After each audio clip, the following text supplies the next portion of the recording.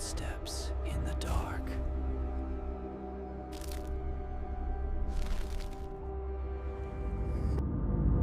The first thing I noticed about the village in 1997 was that nobody used the front doors after sunset. I didn't realize it immediately, of course. At the time, I was just a tired college student riding in the back of a pickup truck through miles of empty farmland, watching the sky fade into that deep blue color that appears right before night takes over.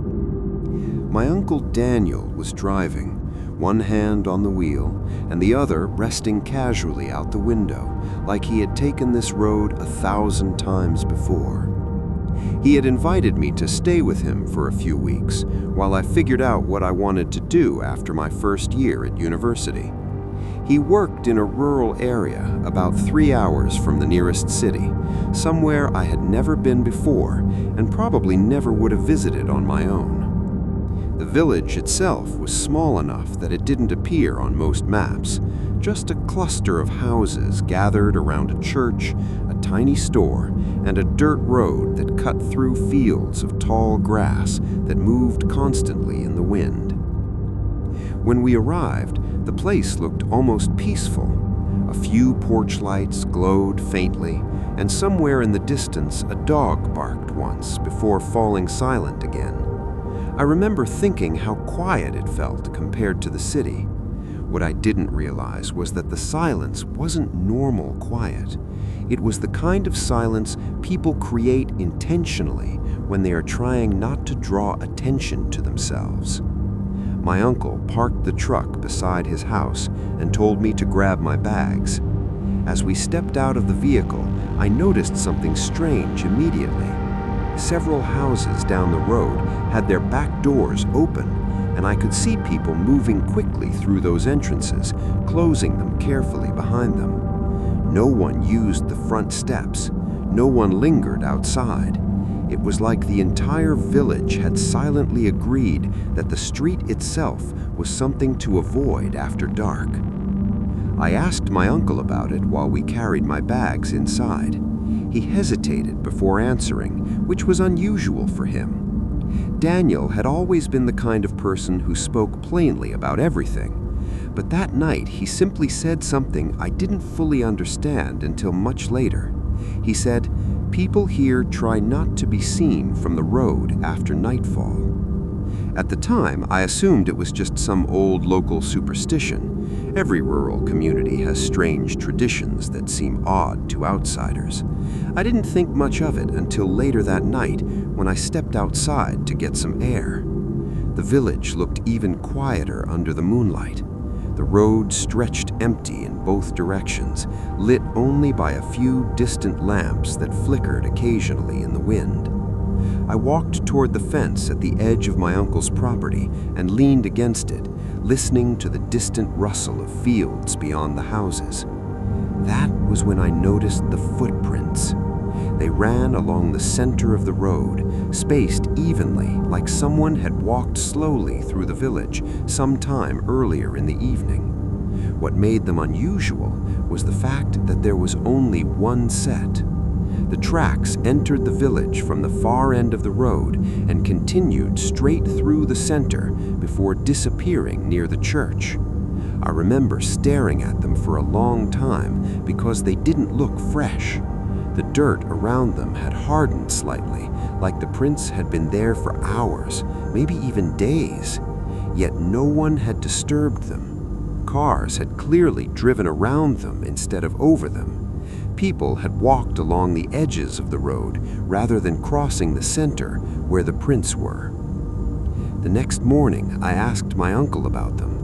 He looked out the window toward the road and said something that still makes me uncomfortable when I think about it. He said the prints appeared every few nights, always one set, always following the same path through the village, and no one had ever seen the person who made them. I laughed when he said that because the explanation seemed obvious.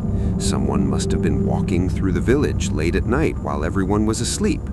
But Daniel shook his head slowly. He said people had tried staying awake to watch the road before. They had waited on porches, behind curtains, even inside parked cars with the lights off. Every time they checked the road again in the morning, the prints were already there, exactly the same as before, entering from the fields, passing the church, leaving through the opposite end of the village. I thought maybe the villagers were exaggerating the story over time, turning a normal occurrence into something mysterious. But the longer I stayed there, the more I realized that the people who lived in that place treated the situation very carefully. They didn't panic, they didn't argue about it. Instead, they followed a set of quiet rules that no one ever explained out loud. For example, no one walked along the center of the road after sunset. If they needed to cross the village at night, they used the narrow paths behind the houses instead. They also avoided speaking loudly near the church after dark. And perhaps the strangest rule of all was that every window facing the road had to be covered before midnight. I noticed this pattern gradually over the next few days. Curtains would close almost simultaneously across the village as night approached. Lights inside the houses remained on, but from the outside, the buildings looked dark and empty. One evening, I decided to test whether the stories about the footprints were actually true. I stayed awake until almost 2 in the morning and positioned myself near the front window of my uncle's house. From there, I could see most of the road clearly. The night passed slowly. Wind moved through the tall grass beyond the village, creating a soft, constant sound that made the empty street feel even quieter. Around 3 in the morning, I stepped away from the window to make coffee. I was gone for less than a minute. When I returned, the footprints were already there, a single trail running down the center of the road, exactly like before. I felt a strange chill then, because I knew with absolute certainty that the road had been empty just moments earlier. There was no one visible anywhere in the village, no sound of footsteps, no doors opening, just the prints themselves stretching into the darkness beyond the church. I went outside immediately, despite the rule about staying indoors after midnight. The air felt colder than it had earlier that night. I walked slowly toward the road and crouched beside the first footprint. It looked perfectly ordinary. The shape suggested a worn boot, the kind farmers often wear when working in fields. But the depth of the print seemed wrong somehow. The soil beneath it was pressed down farther than a single step should allow, as if the person who made it had been standing there for several minutes rather than walking. I followed the trail cautiously until I reached the church steps. That was where the prints always paused briefly before continuing down the road toward the fields on the opposite side of the village. When I looked closer at the ground near the steps, I noticed something new. The soil there had been disturbed in a circular pattern, like someone had turned slowly in place. I remember feeling an uncomfortable thought form in the back of my mind then. What if whoever made the footprints wasn't just passing through the village? What if they stopped there every night to look around? I returned to the house without finishing the trail. My uncle was waiting inside the kitchen when I came back through the door. He didn't look surprised that I had gone outside. He simply poured another cup of coffee and sat down across from me. After a moment, he said something quietly that changed the way I understood everything about that village. He said the footprints had started appearing in 1997, the same year a small group of surveyors arrived to map the farmland surrounding the village. According to Daniel, one of those men had gone missing during the final week of their work. The official explanation was that he left the area unexpectedly and never contacted anyone again. But the villagers had their own theory.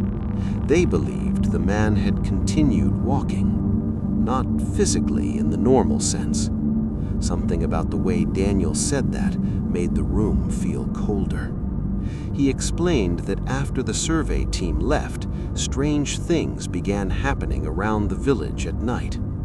Doors that were locked would sometimes open slightly on their own. Dogs refused to cross the road after dark, and every few nights the footprints appeared again, as if someone invisible was retracing the same path through the village. Over the following weeks, I started noticing smaller details that most visitors would probably ignore. For example, the church bell occasionally rang once in the middle of the night without anyone pulling the rope. Windows facing the road would sometimes fog over, even when the air outside was dry. And perhaps the most unsettling detail of all was the way villagers reacted whenever someone mentioned the year 1997. Conversations would stop abruptly.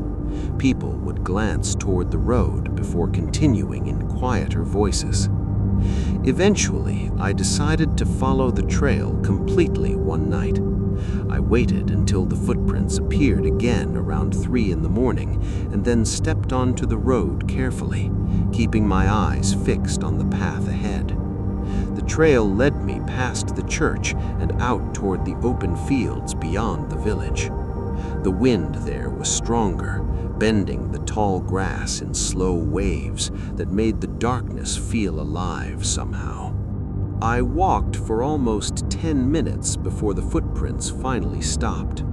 They ended beside a narrow irrigation ditch that cut across the farmland. The last print was deeper than the others, pressed into the soil as if whoever had made it had suddenly stopped walking and never moved again. I stood there listening to the wind for several minutes before realizing something unsettling. The grass behind me had stopped moving. The entire field had gone strangely still. When I turned around, the village lights were barely visible in the distance, and between me and those lights, another set of footprints had appeared on the dirt path. These were newer. The soil around them was still shifting slightly, like they had formed seconds earlier. They began only a few steps behind me and continued toward the village exactly the way the original trail had gone. I remember staring at those prints for a long time before walking slowly back toward the road. As I reached the edge of the village again, I noticed that several windows were uncovered. People were watching from inside their houses, their faces pale in the dim light. None of them spoke, none of them moved. They were all looking at the same thing, the new footprints following directly behind mine down the center of the road. I left the village a few days later and never returned. But sometimes, late at night, when the streets are quiet and the wind moves through empty spaces between buildings, I remember the way those villagers avoided their front doors after sunset. And I wonder whether the footprints that appeared behind me that night ever stopped forming, or if somewhere out there a road still exists where someone continues walking slowly through the dark, leaving only a single trail behind them that no one ever sees being